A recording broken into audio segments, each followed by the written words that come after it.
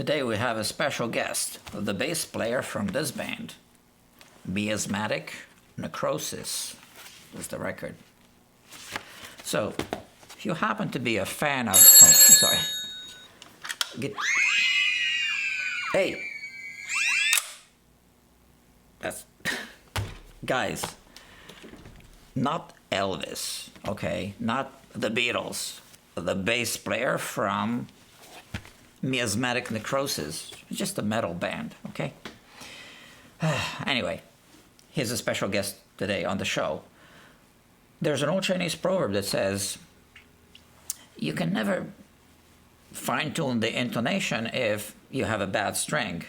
So here we have an interesting problem. We don't have a bad string, like bad quality, but there's an issue with it that we're gonna look at. So, welcome back to Guitar Quackery. Let's go over to the shop and let's have a look at the issue. Dr. Dan, bass player from what band? Miasmatic. Hold on. It's my show, right? So just downplay it a little bit. What's your band's name? Not so loud. Miasmatic Necrosis. Okay, and okay. I mean, you know, you're a guest, so you know there's like house rules. Yeah, so you can tell them about your band. I mean, not too much. Yeah, I don't want to. Yeah, go ahead. Anytime you want. Just go ahead. It's a very low-tuned band that's very fast and has a very low tuning. Don't so do it fast, okay? we need very, very, very large strings to play with, and that causes a bit of intonation issues on my beloved P bass, which is my favorite He thing. built it. Yeah, I did. He did. Dr. Dan built his bass. It's a beautiful specimen, by the way. It is, right? Oh, that was the camera person behind there.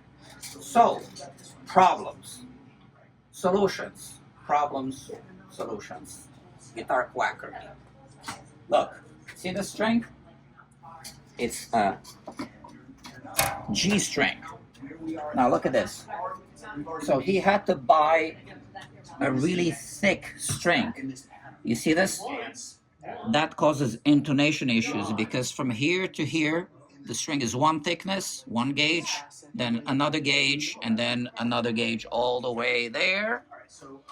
And now it is wrapped around the tuning post, very thick, too many wraps. So if we show down like this, okay, we see how the string is bent up. So this is actually going up. So what we want, you can keep the camera here, is we want only the thin part of the string wrapped once around here so the string doesn't go down too much, because when it goes down too much, look what happens here. It goes up, and that makes it harder to play here. Yeah? All right. See it. You see it, right? And they see it too. So we had come up with a hack. The hack comes from good old Floyd Rose. Right, so let me show you that. So here we have these things, okay? So this is a bushing and this is a post. So when we take them apart, we only need this part, okay? Oh, yeah, all right. So that's what we used for a hack, proof of concept. Do you see how the string is not high anymore? Do you know why? Well, look at this part. So it tapers off, it's thin, doesn't have that many windings. And remember, I explained when this is lower here, it goes up here. It goes up on the first fret, makes it harder to play the first, second, third fret, yeah? So now it's nice, it's got a break angle, just enough. And now let's follow the string, let's see what happened here. From here, from above. We can go closer, we can see, so this is, we already figured out the intonation and everything. Not on this, no, have we, Dr. Dan, did we, that's not intonated, right? Not currently, but it does intonate perfectly. Okay. So it will intonate. So this saddle will go back a little bit, and this is going to be just fine. These are So that's just a hack, proof of concept. That's it, these bushings. Next, we're gonna put these babies, okay? So, doctor, you have the blueprint. Why don't you explain this? Wait, you're putting bullets on a bass? Yeah. What No, is that? Now let me, over here. Okay, here. Dr. Dan will explain. So, in order to basically extend the strings so that the bass behaves like one that has a longer scale length, we... Now, hold on. Did you hear him say we?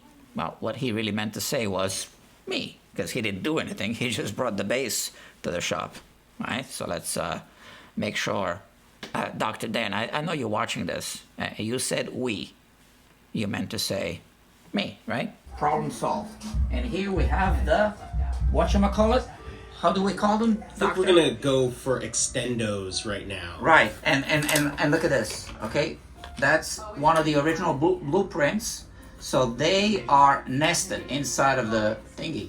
And you see, you don't see the ball ends of the strings? So we can pull back the camera now. So Dr. Dan can show the other end. Right here, you see that? How beautiful this is? Oh. So they're called what, Doctor? Extendos, but I do like bullets also. Extendos, I like extendos. What do you think? Well, I thought I coined the term bullets because that's what it looked like to me. Yeah, extendos feels more accurate. I don't know if you caught a little detail here, but the cameraman said, I think I coined the term bullets.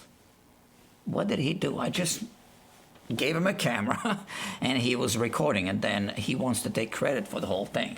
Unbelievable, these people.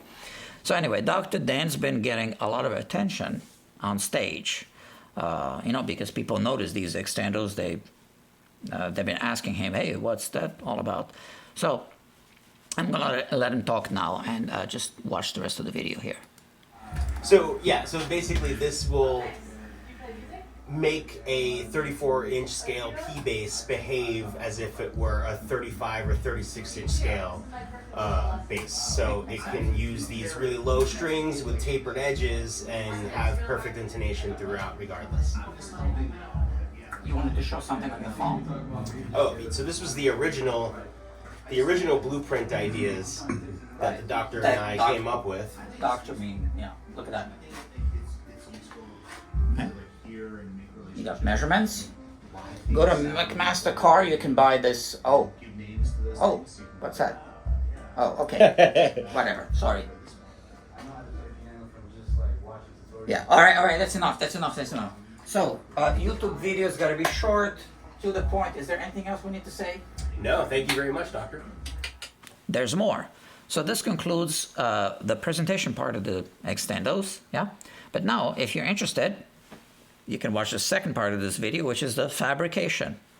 But before we do that, why don't you click like, share, and subscribe. Thank you very much. First, I need to cut this brass rod to size. I'm going to go for this dimension, 28.77 millimeters. I'm going to use a simple method pioneered by a YouTuber, this old Tony. You just hold it about here and then snap just like that. And let's see how close we got. So look at that. It's exactly 28.77 millimeters. I'm just going to cut one more, and then let's go to the lathe. I already made one piece. Well, it's not completely finished, but this one is for the C string that's tuned to C. It has a 1/8 of an inch hole. This piece is going to have a 3/16 of an inch hole for the low string, which is tuned to G. First, we're going to drill with the center drill, then with the 1/8 of an inch, then with 1/16, and then we are going to make this cavity for the string ball end with 3/16 of an inch drill bit.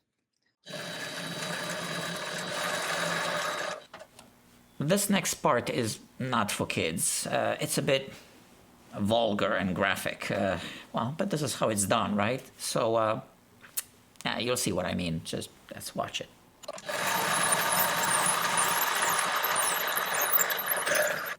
It's a nasty job, but somebody's got to do it, right? So next part is just a larger drill bit, but same thing. All right. So next, we need to make this cavity, and the drill bit that we will use ultimately is 5/16 of an inch, which is this big drill bit. So this recessed part of the extendos hides the ball end of the strings. It's a very simple design at this time. I do have an idea how to improve this in the future, but this is what it is now, right?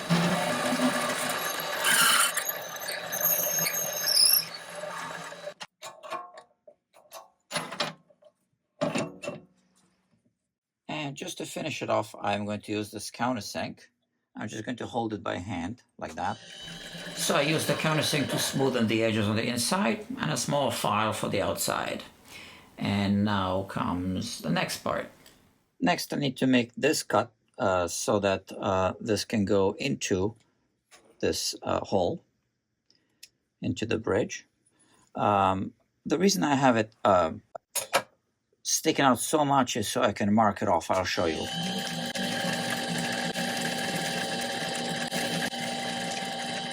It is 2.5 millimeters, and I'm just going to mark it off this way.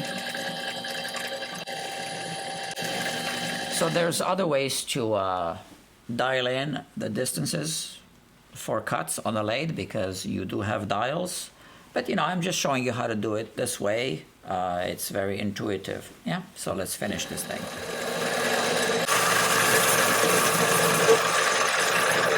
Okay, so this is done in a few passes, and the last couple of passes are just taking off a little bit, and we keep measuring with the caliper just to make sure there's going to be a snug fit into the back end of the bridge.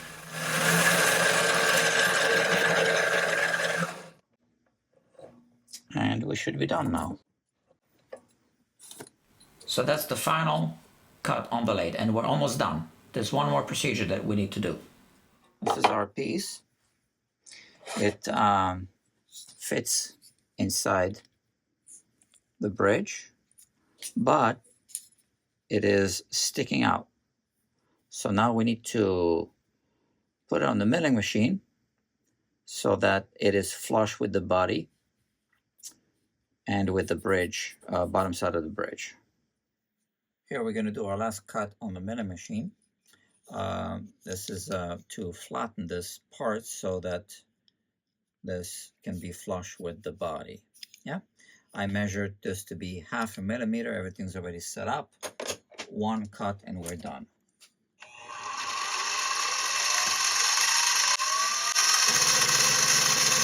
I know it doesn't seem that way, but it took a long time to edit all this footage, a few months, and it also took longer to fabricate the extendos because I had to worry about camera angles. So yeah, if anyone's watching and if you would like that I make more of these kind of fabrication videos, please let me know, because otherwise I don't know if it's worth my time. So just post some comments, click like, share, subscribe, and that way I will know if anyone's watching. So now let's go back to the shop and finish it off. All right, and that's it. It fits. Yeah, so you might as well check out Miasmatic Necrosis next time they're in town, in your town, wherever you are.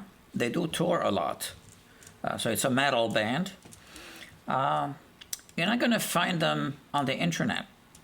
And that's not because they're not an established band. It's because they don't really want to be, on social media. That's just their philosophy. Dr. Dan also tours with other metal bands. Uniform is one of them. Some other bands, I forget. He's a friend of mine, so, we did this thing for his bass because he's my buddy. Yeah, so please do let me know if you want me to make more fabrication videos for you in the future. Let YouTube know that you like these kinds of videos by clicking like, share, and subscribe so that YouTube recommends this kind of content to you in the future. And that's it. I'll see you soon.